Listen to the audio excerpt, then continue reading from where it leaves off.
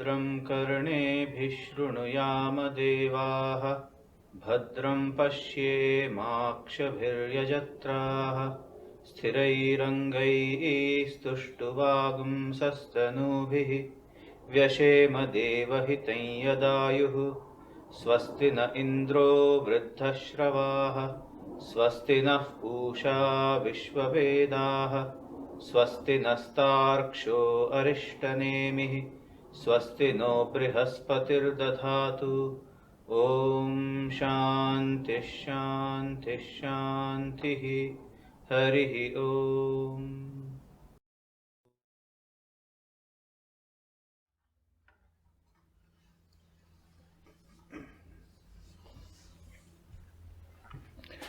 Dear friends, welcome back to the study of the Mundaka Upanishad, and we have almost completed the study of the 8th verse of the first section of the first chapter.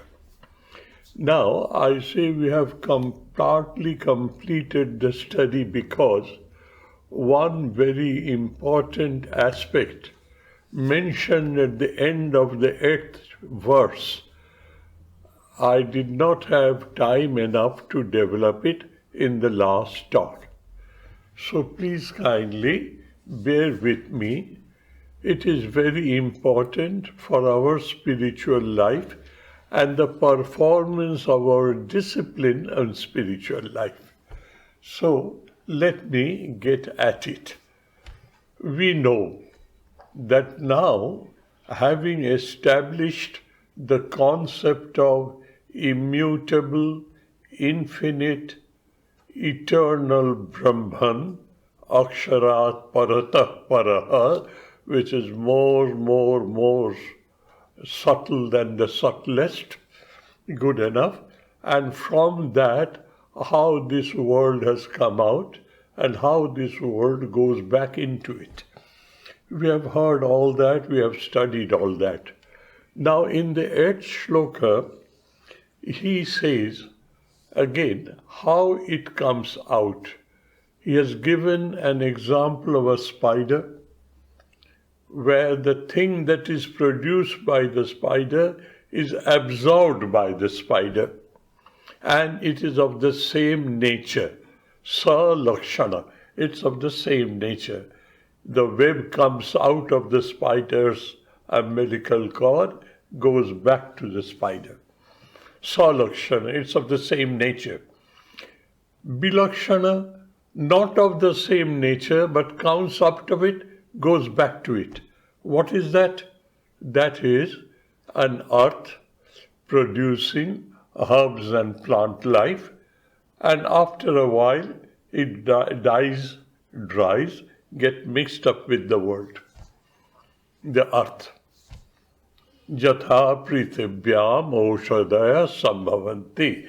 That is of different character, but comes out of it, goes back to it. But on appearance, it's of different character. Whereas the web spun by the spider is of the same character. And here, it doesn't go back, but it comes out. What is that? Yatha purushat keshalobani. From a human body, hair keeps on growing. You cut it and you throw it up, but it continues to grow. The source is the body. These are the examples that has given. Now, what is the intelligence cause behind it?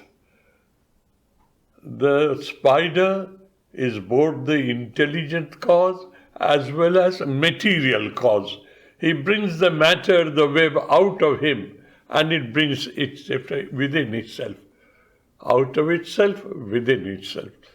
Now he says, how does this work come out? From Parameshwara? Parama Ishvara, that is, he is the Supreme Lord. And what is that supremacy? He is the controller, the manager of that cosmic energy known as Maya. And he says, I am one, I would like to be many. He wills it, he desires it. That is the modification in his mind or in his intellect. I am one, I would like to be many. Eko aham bahosyam, and therefore prajayaya. He willed it and he created this whole cosmos with his Maya Shakti. He is Parama Ishvara, sublime being, the supreme being, the Lord God of the universe, God of all other gods and goddesses. Superior to all of them, Parama Ishvara. Tapasa chiyate Brahma. Tapasya is that will, that desire. I would like to be many. And a worldly example is absolutely dried up a chickpea. There's no life in it. You soak it into water, it swells up, absorbs that water, swells up, and then it sprouts, and then you put it in a fertile piece of soil, it becomes into a plant, and it delivers hundreds of different pods. Similarly, he wills it with his Maya Shakti, he creates this diversity. And I'm sorry. Pardon me. And he creates it. Creates it how? From the subtlest of the subtle form, with an infinite permutation of the 5 elements, Shiti, Ap, Tveja, Marud, Vom, the earth, the water, the fire, the air, and the ether. Earth is the grossest, ether is the subtlest.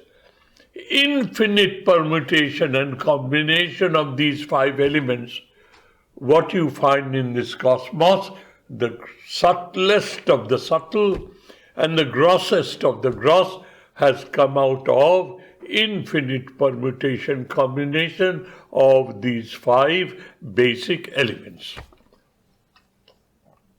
From that prana, life energy comes in, energy known as life, manaha, the mind, and then he says, loka, various levels of awareness of the mind.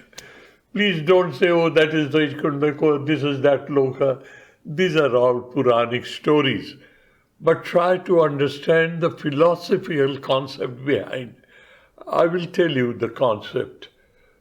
In a human mind, human frame, it is said there are 7 separate levels of awareness.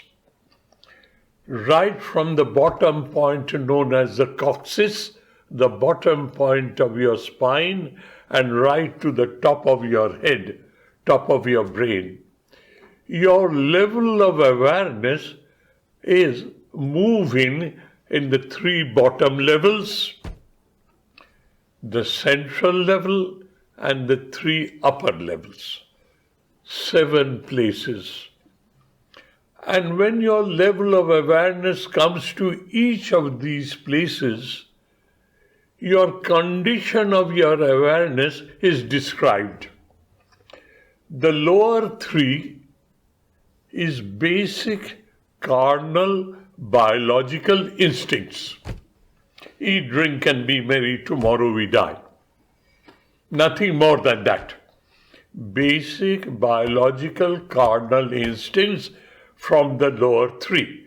The lowest point of excretion, the medium point of excretion, when you pass water, and the navel. Though it is identified on the front, but the level of awareness is in the spine, because the main central nervous cord goes down the spine. And now the neurologists have proved that there are knots and ganglions and all those respective places. And from there, nervous system spreads out to cover the whole body. When it comes to the central portion of awareness, known as Anahata, the Hridaya, then a human is enlightened. He knows, though I am a biological creature, though I am troubled by my carnal and biological instincts, but I have the capacity to control them. I have a capacity to sublimate them. And that energy can be managed so that I go upwards and merge with the reality, the truth, oneness with my God, to manifest the potential divinity already within me. These 7 levels of awareness, dear, they are known as Sapta Loka. The 7 levels of awareness, 7 different types of world in which we live. This is how you should understand. Don't go into the Puranic story of Vishnu Loka, Shiva Loka, Brahma Loka, this Loka, that Loka. It is all level of awareness of a human being that a human being can achieve. And in this level of awareness, what happens to us? Now he starts the concept of Karmavada, Punarjanmavada, the migration of the individual self so that it keeps on migrating from one to one and acquiring activity and wisdom, and ultimately goes beyond and merges with his absolute nature.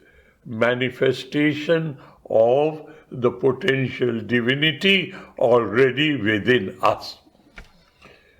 So, when we live in this world, I have a capacity to perform, to do things, to act physically, emotionally, rationally. And I say, I am doing it. As for instance, as of now, I am studying the Upanishads. And I am trying to explain to you what the Upanishads stand for. That's what I am doing. So I am aware, I am studying the Upanishads. And this is a karma, an activity involving me physically, involving me emotionally, involving me rationally. And I am involved in performing this act and this deed. I am the doer. If you are the doer, who will enjoy the fruits of your action? Not he or he. It is you who have to resolve it. You are a victim of your own karma, the result of your karma. That is, you do good, you be good, goodness will arise in you. You do evil and think evil and perform evil, evilness will possess you. That is how the concept of karma and karma phala, or the karma bad, and extending it beyond this gross life of mine, is punarajanmavad, reincarnation of this individual self till that individual self merges with the absolute. This is what is karmavada, is the theory of karma and karma phala. Loka karmasu cha amritam. From our concept of view, this cycle of performing my duties of life with a particular motivation binds me to the result thereof. Absolute commonsensical, absolutely logical. The Upanishad here says that karma is amritam. It is an endless cycle of performance and and suffering the results of that performance, karma and karma phala. And he says, dear, without suffering that, it is never wiped out. It holds itself in a store. So, the karma phala has been divided into 3 categories. One is held in store. It is lying dormant in you. It has not activated yourself. I will tell you how it activates yourself later on. That is sanchita karma. Karma which is lying in store for you in a dormant, sleeping manner. Prarabdha karma, that which has started giving result. That is why this body is formed. That is how I am born, and it is paying its results. How is it paying its results? It's making me suffer good and bad, joy and pain, agony and ecstasy. I suffer through the dualities of life. That is prarabdha karma, which has started yielding results of your previously krita karma, what you have done before this life came into existence. And then kriyamana karma. When I am alive, I am not a piece of stone. I am a living entity.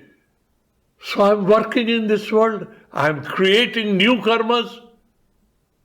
I am creating a new karma now. I am studying the Upanishads, trying to understand what is my true original nature, how to achieve it. This karma is yielding karma phala, that it will kriyamana karma. It is producing a result, and I have to suffer that result. Either enjoy or suffering. If I do good things, I'll enjoy. If I do bad things, I'll suffer. Sanchita karma, prarabdha karma, and when you are alive, you perform duties, attaching yourself, expecting to enjoy the results thereof. You are binding yourself down to your performance. It appears to be eternal, endless. And this prarabdha, it is said, upabhogena iva pakshyate nanyata. It has to be suffered and wiped out. It has to finish itself. As for instance, there is an oil in a lamp and the wick is burning. Why is it burning? The wick is absorbing oil through itself, and at the tip it is burning away. A time will come when there will be no oil in the oil lamp and the fire will get extinguished.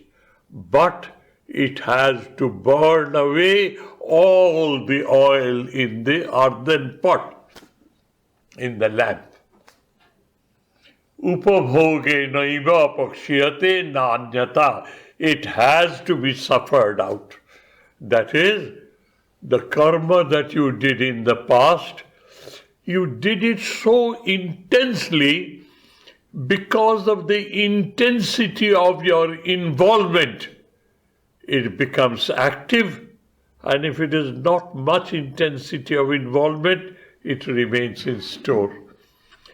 That is giving you fruit and result, is which you have done with great intensity.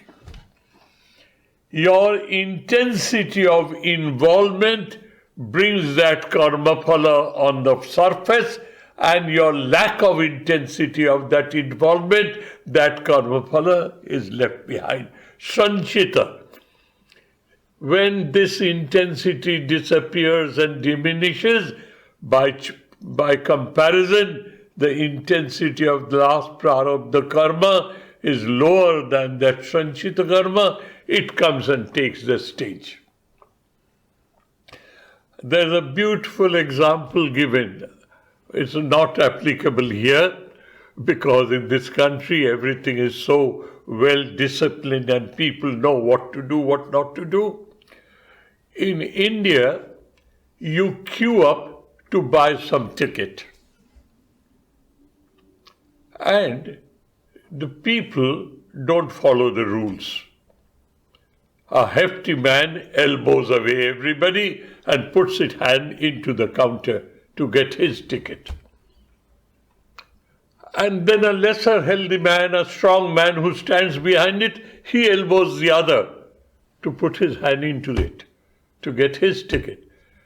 It continues till one man on the second queue is stronger than this, he elbows him out and he puts his hand there. And a chain of activities go.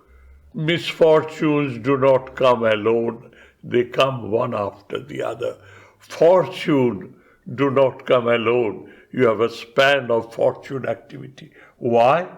Your good karmas have queued up together, lined up together, and this life is a window. It's coming out, coming out, coming out, coming out. Here, he includes the word karmashu cha amritam, and that is how human life flows based on performance of karma. He is introducing the concept of karma and karma phala. Why? He will teach you how to burn away your karma by being a karma yogi.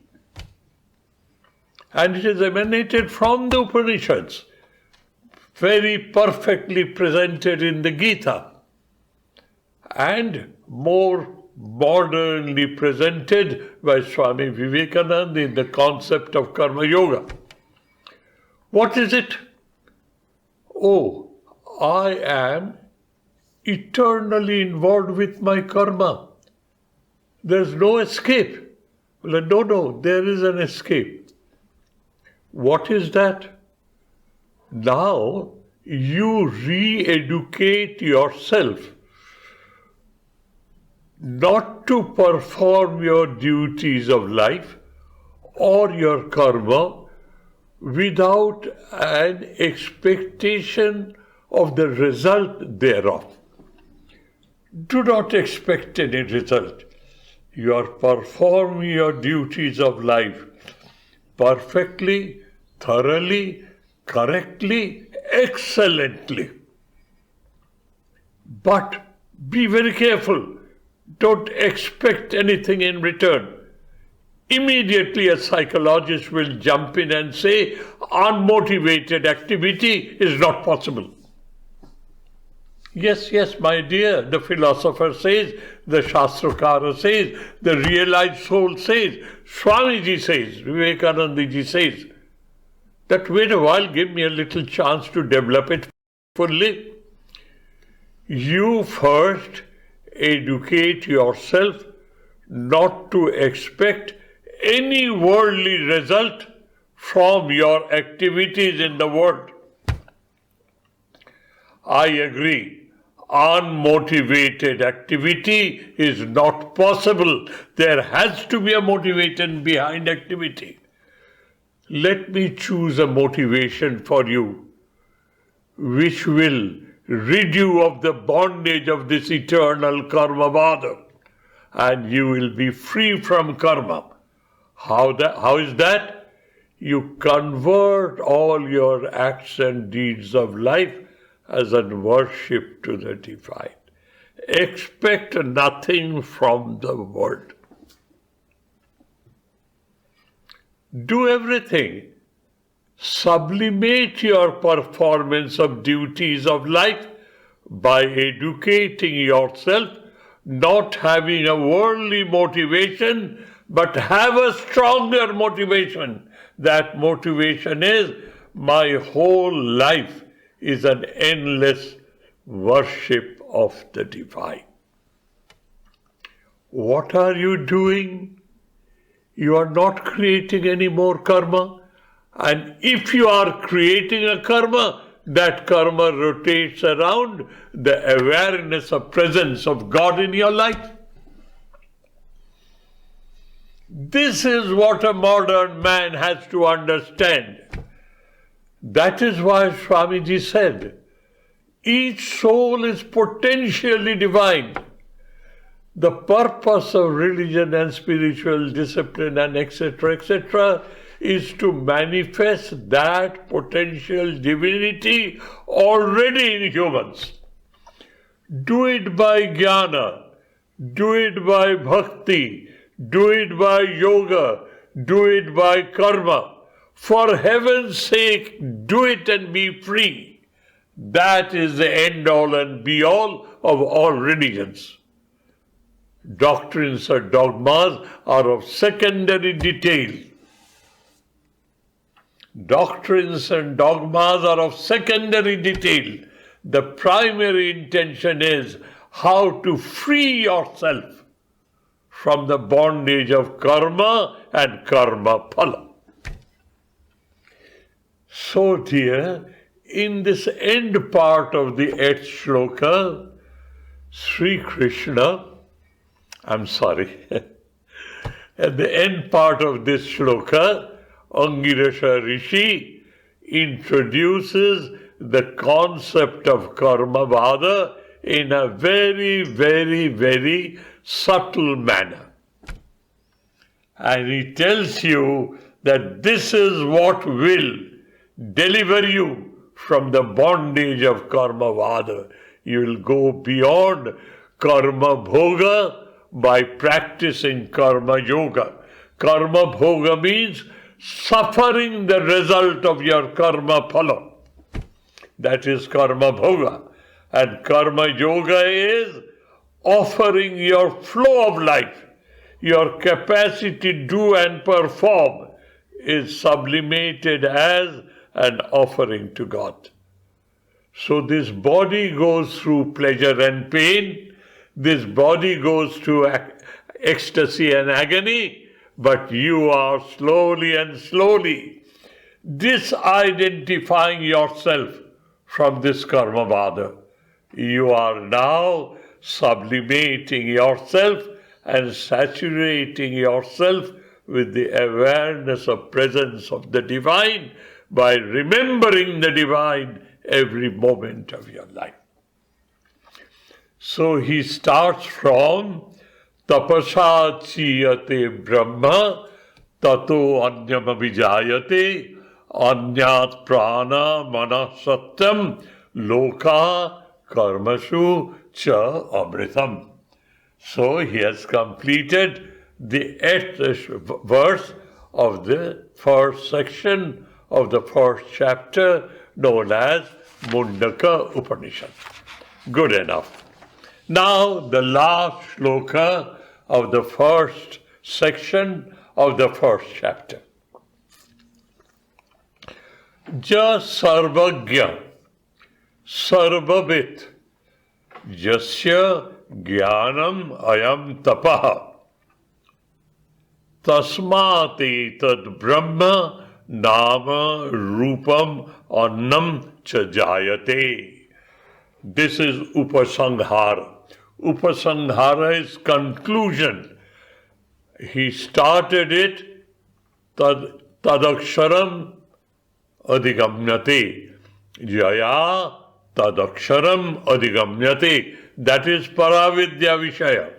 He has mentioned that by means of which that akshara is achieved. Achievement being one with that immutable Brahman. Avinnataya prapyate. The concept of separateness between me and my God has disappeared. That was the Upakramanika introduction. And through these 8 different shlokas, in the 9th, he again concludes, Etasmat, from this, the Akshara Brahma. He says, Tasmat Jayati Tasmin Liyati. He has explained the procedure. Now he is explaining to you the conclusion.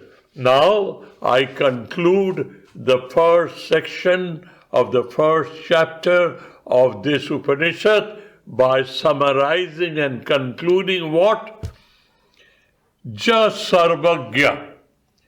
Sarvagyatya means he knows everything in general. How is it? I will tell you. I know that chair.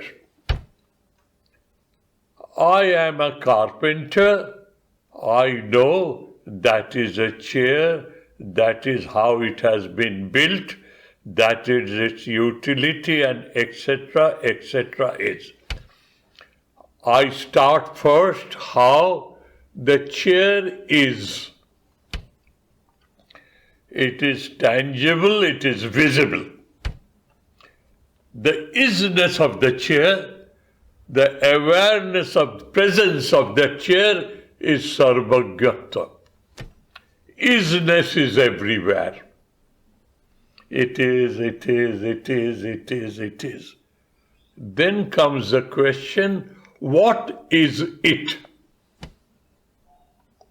It's a chair, it's a cushion, it's a carpet, it is a table, it is a musical instrument. The isness is followed by question in your mind what it is.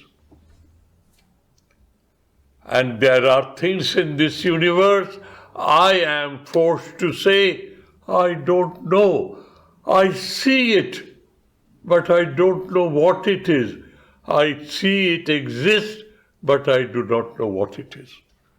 This is human frailty, human limitation, human weakness.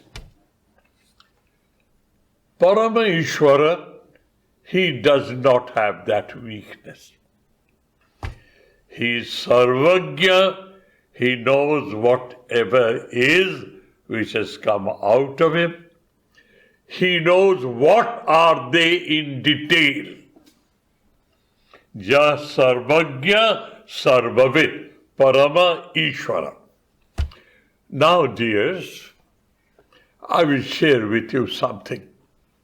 Please listen to me. It is not a fairy tale. I have experienced that in my life. I've seen it with my own eyes.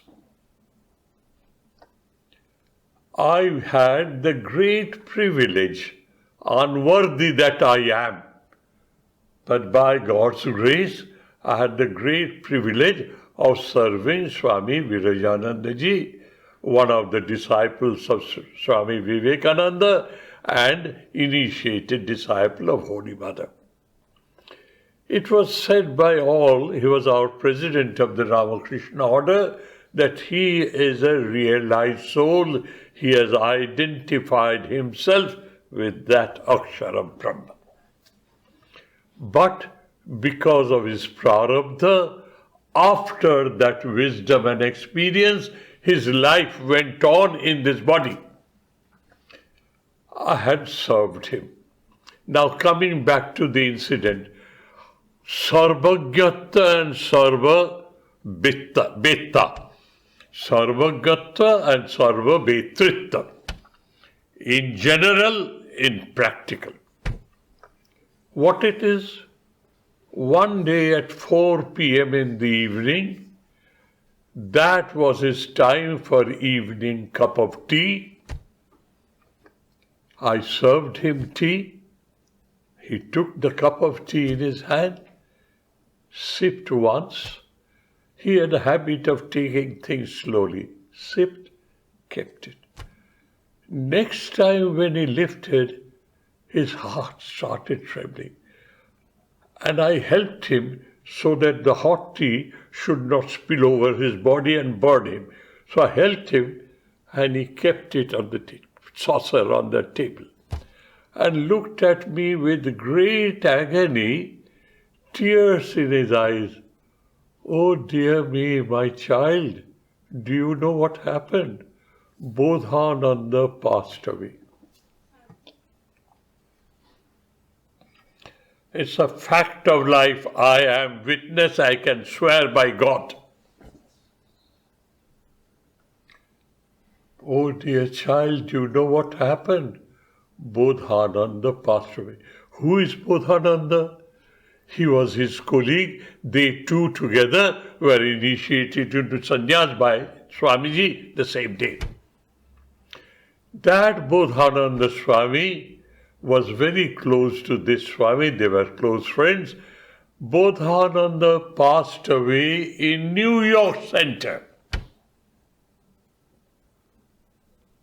And Virajanandaji was in Belur near Calcutta. Thousands of miles away, thousands of hours away, time and space. While having his cup of tea, he just started trembling. I hold him in great agony. He looks at me with tear-filled eyes. My child, do you know what has happened? My Bodhananda has passed away. Sarvajnata Sarvabhitrita. He had identified himself with that absolute, the Parameshwara, the divine. He lived in him, with him. And everything that happens in the world is at his knowledge, at his command. Isness and the detail of that isness. Keep it to yourself, dears. But this is a fact of life. Ja sarvagya sarva. Why do I say so? All this is in the domain of our imagination today. The conclusion of Vedanta philosophy, conclusion of Upanishad, conclusion of Vedanta philosophy is Brahman, the Absolute, is real. The rest appears to be real, they are apparent. Pay no attention to it, pay attention to that. That is a teaching. I would like to know, do you have anybody under the sun who says so and his behavior pattern expresses so? I'll give you another example. Quite at home. One day, Sri Ramakrishna was surrounded by very few of his very close devotees. He had gone somewhere and he went into samadhi. While discussing this Nirgun, Nirakar, Nirvikalpa Brahma and what is it and how it is to be had. I'm sorry. And then what happens, dear? In that samadhi avastha, in the deep stage of meditative samadhi, Sri Ramakrishna very, very audibly starts saying, I am, I exist. It's in the gospel, recorded history by eyewitness people, those who have heard and seen. Then after a while, they hear Sri Ramakrishna saying, I have become, I am, I exist, Nirgun, Nirakar, Nirvikalpa Brahma. I am. Then he says, I have become Parameshwara Maya Adhisha. I have become. And then he, after a while, says, I have arrived. I have arrived in this human form, in this world of yours. The Vedanta says, Lord God of the universe, seeing the misery of his children, whom he created in his own image, has gone astray, lost their track. To revive their awareness to be one with God, he is born again as a human in a human society to re-establish the lost veracity, the lost credibility, the lost relevance of religion, spiritual wisdom. That's what the teacher says. And Sri Ramakrishna says, I am, I exist, I have become, and I have arrived. In Bengali he said, Ami achi, Ami hoyechi, Ami eshechi. Eshechi is I have arrived, I have become is hoyechi, that is, Nirgun Brahma has become Sagun Ishvara, and he has now taken the form through the process of avatarana and avatar. He is Sarvagya, he is Sarvavit, and a human being can achieve that height. I will tell you another incident, lesser important, that also happened in my life. And I am trying to convince you it is not a cock and bull story. It is not a fairy tale. It is not a false imagination and hallucination of my mind. I have experienced it. I had to go to Hathras railway station from Vrindavan. It's about 50 odd miles. And there was public government transport system, UP State Transport Trading Corporation, Transport Corporation. The buses are ready from the bus depot at Vrindavan. I bought my ticket and etc., etc. And one of our very senior Swamis, let me name him, Swami Jagadanandji Maharaj. I was his student. He taught me all this, the little that I have learned from him. He was our Acharya, our teacher, to a group of our Swamis, including our another president, Swami Atmasthanandaji. I took leave of him. I bowed down, I knelt down in that land, earth, the soil, touched his feet. He looked at me very quizzically. Shalil, are you sure that this bus will take you to Hathras railway station and it will connect you to the train that you want to travel to Allahabad? I said, yes, Maharaj, here's the ticket, the name of the bus, the time of departure, the time of arrival, and etc., etc. Shalil, be careful.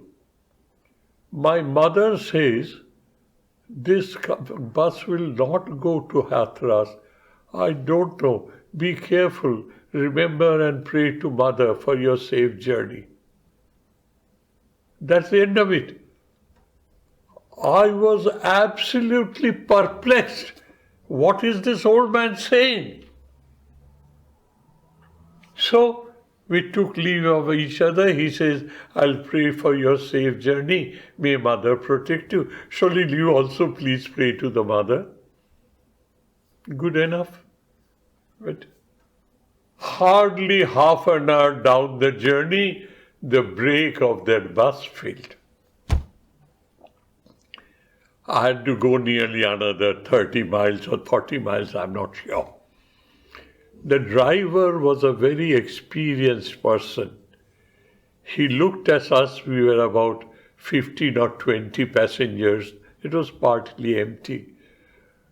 So he looked at us and said, are you all going to catch that train in our Hathras station? I said, yes, sir, I have to. It's everything fixed up and tied up. If I miss, my train ticket will be cancelled. I understand, my dear child. He was a very elderly man, and I was in my 20s. I know, my child, I know how worried you are. Let me see how I can help you. You know what he did? The Hathras town was only 3 miles before the Hathras railway station. This bus was supposed to go to the Hathras town. There were passengers for the town and there were passengers for the station. The passengers, those who are for the station, will wait in the car and he will drive down to get us that destined train in time. This was the program.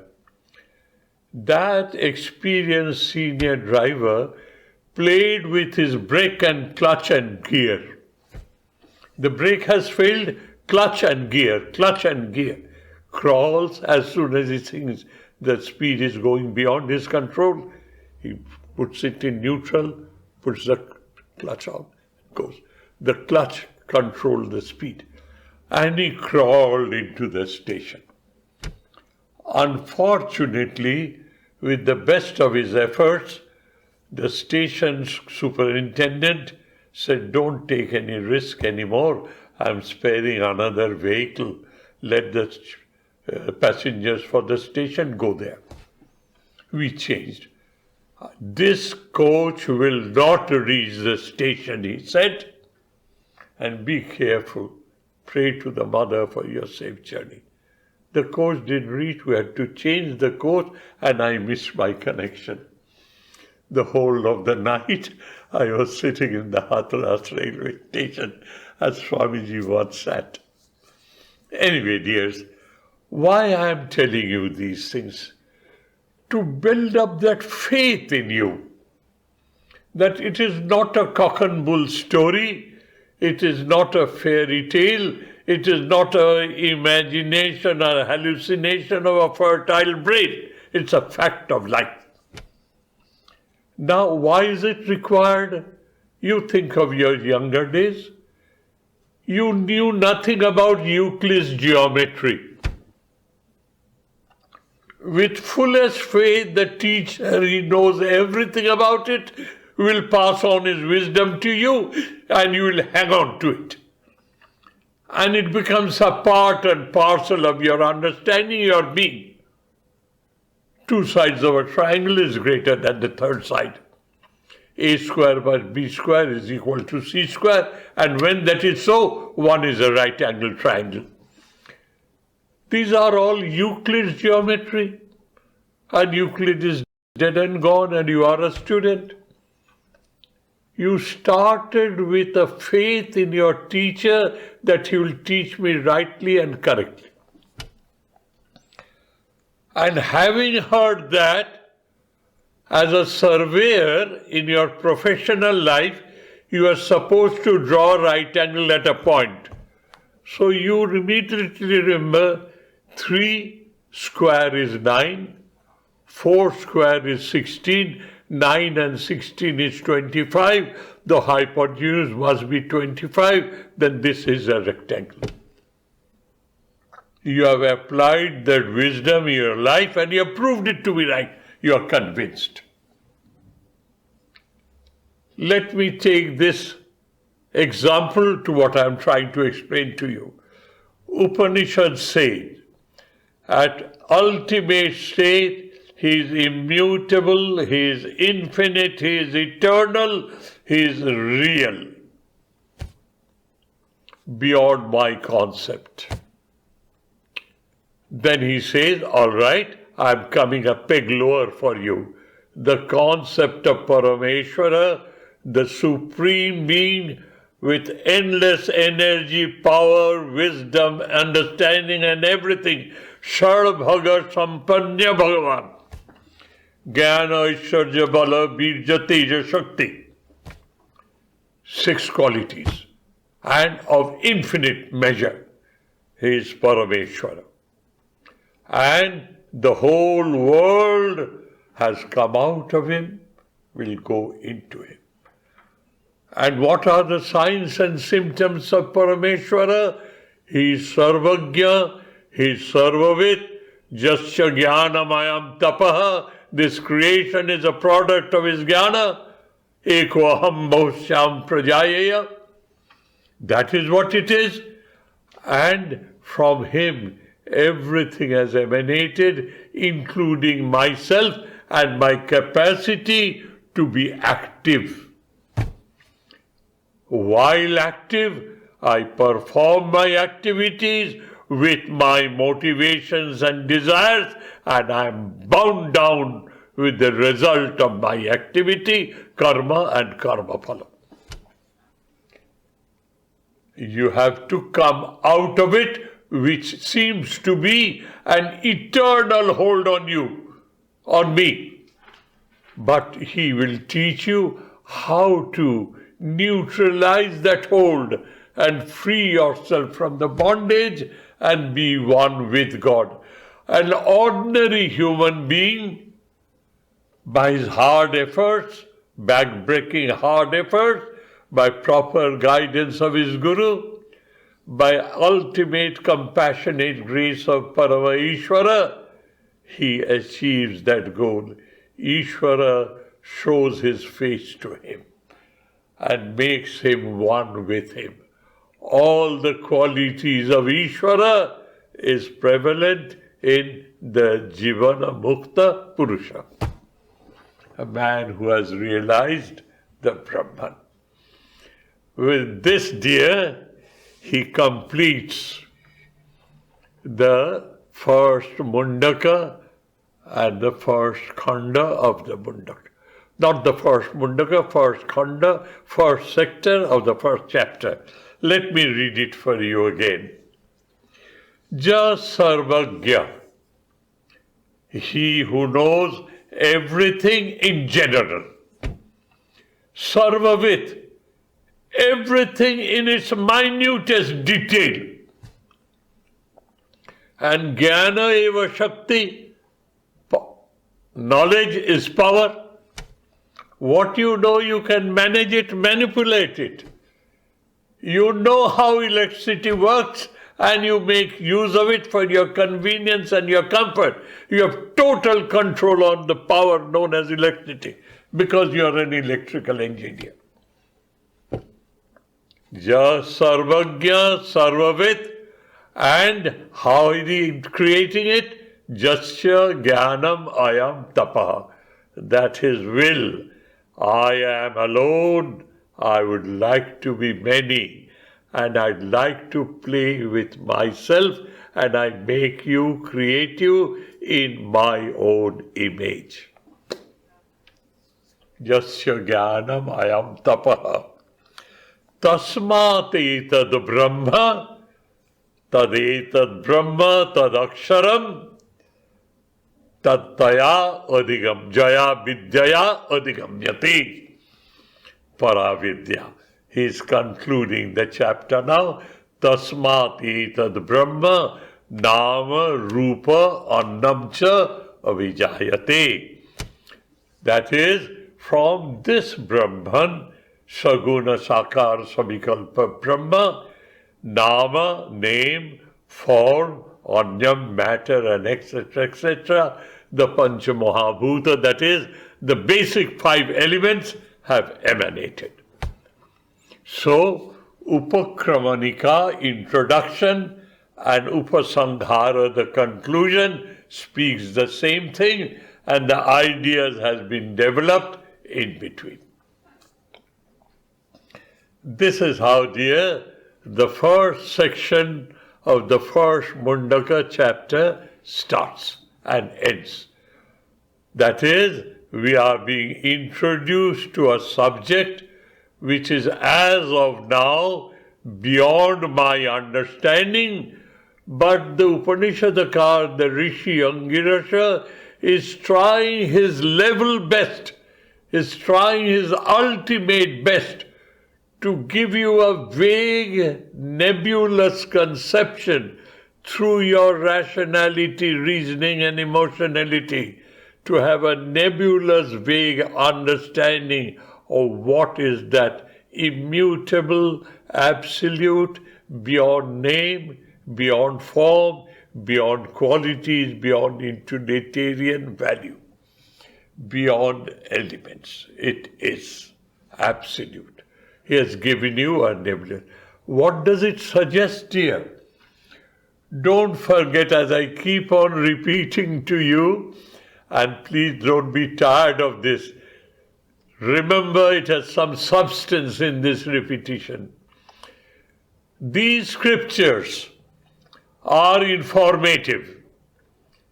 They are informing you something which was not known to you.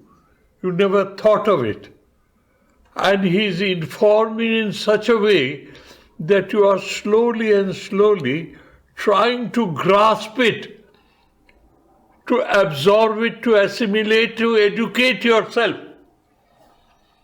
Informative, educative. And I am highlighting today the instructive part of it. You have to perform according to the instruction, otherwise you will not reach there. Let us be absolutely blunt about it. If you don't work hard on it, if you don't perform, if you don't, like God, tapasya upachiyate, with your willpower you expand. I am not this, I am this, I am not this, I am this, I am not this, I am the Atman. If you don't expand yourself with your willpower, nothing will happen to you. The hidden instruction in this shloka is just like Nirgun Nirakara Brahma became Saguna Sakara Saguna Savikalpa Brahma, Parameshwara, you have also from this level of a jiva, at the lowest rung of the three lokas, the three lower locations, bhumis, chakras, you lift yourself and ultimately you will merge with the divine and you will divine yourself and be one with the divine. This is the inherent instruction. You have to play your part. The Rishi is playing his part. You as a recipient of this information, education, with this instruction, you have to play your part if you want to achieve that goal. Otherwise, excuse my language, dear, otherwise it is as good as casting pearls before a swine. It's an English proverb. Don't misunderstand me. Casting pearls before a swine. What does a swine know? What does a pig know of a pearl? He knows no value of it. So it will be like that. Don't make it that way. At least be obliged to the Rishi. You know, there's another thing I'll tell you. It is, though a little deviation, was very funny and interesting. It is said, a human being, when he is born with 5 strong debts on him. Rina, very strong debts on him. He owes this to 5. What are they? Devarina, Rishirina, Pitririna, Manusharina, and Pashurina. Let me take a little of your time, please. Listen to me. The study of the Upanishads is over. This is an ancillary. I am born. It is said, the scriptures say, young man, remember, you have 5 loans to repay. You have 5 loans to repay. Nobody tells you that. I am telling you that. What is that? You owe a debt to the gods, that is, the forces of external nature and forces of nature working internal to you. You have to pay a debt to them. Devarina. Deva means Jyotanavan. Those forces of nature which helps you to enlighten yourself. You have to pay back a loan to them which you have taken from them to get this body. Devarina. Rishirina. Rishis, those who have created the Upanishads, by the sweat of their brow, they have achieved that goal. They have mentioned this in the Upanishadic literature, and they have left it before you. Please at least pay a little attention and study and find out what they have said. This is how you pay them back. Devarina, Rishirina, Pitririna, your ancestors, they have left a heritage behind for you. Live up to that heritage. Don't do anything that will make your face blacken because you have lost the heritage of your forefathers. Live up to their expectation and their heritage. Manusharina, you are indebted to the human society. You must be a well-enlightened, well-informed human being following the ethics and morals and rules and regulations that human society has created for itself to prosper. Don't trample under feet these values of life. And Pashurina, the creatures of the world, they have a right to live. You feed them, you take care of them, you nurse them. What ecology balance is teaching you. Look after the other creatures of the world. Don't destroy them. They're a part and parcel of God's creation. Pancharina, studying of the Upanishads, informative, educative, instructive, and ultimately the last of the Upanishads will describe what will happen to you. You will not grow a tail and two long horns in human body. You remain a human, but you have divinized yourself. You become one with the divine. That is how you pay back to the Rishi. Pay back the debt that you owe to the Rishi's hard work. Thank you, dearest. Thank you ever so much. These are the various perspectives which we were taught when we were students, children, as a newcomer, a novice brahmachari. These are the reasons why the Upanishads must be treated as a mother to you all.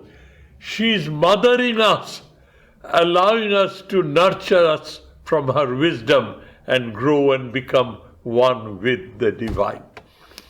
This is the purpose of study of these so-called abstract absolute literature known as Upanishad.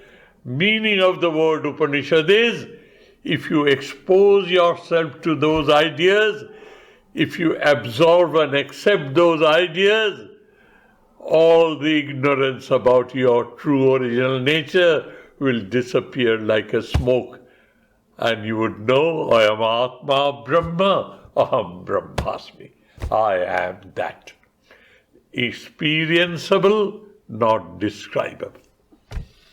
Thank you, dears. Thank you ever so much.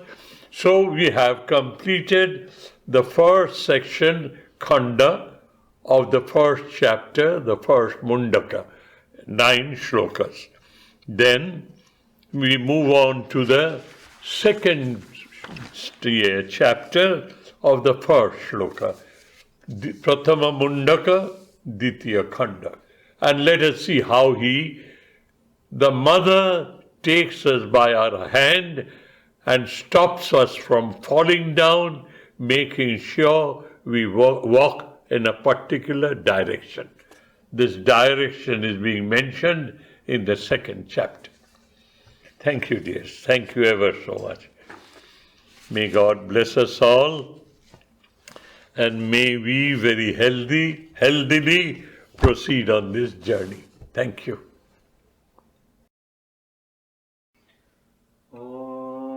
Shanti Shanti Shanti Harihi Om Tat Sat Shri Ramakrishna Arpanamastu.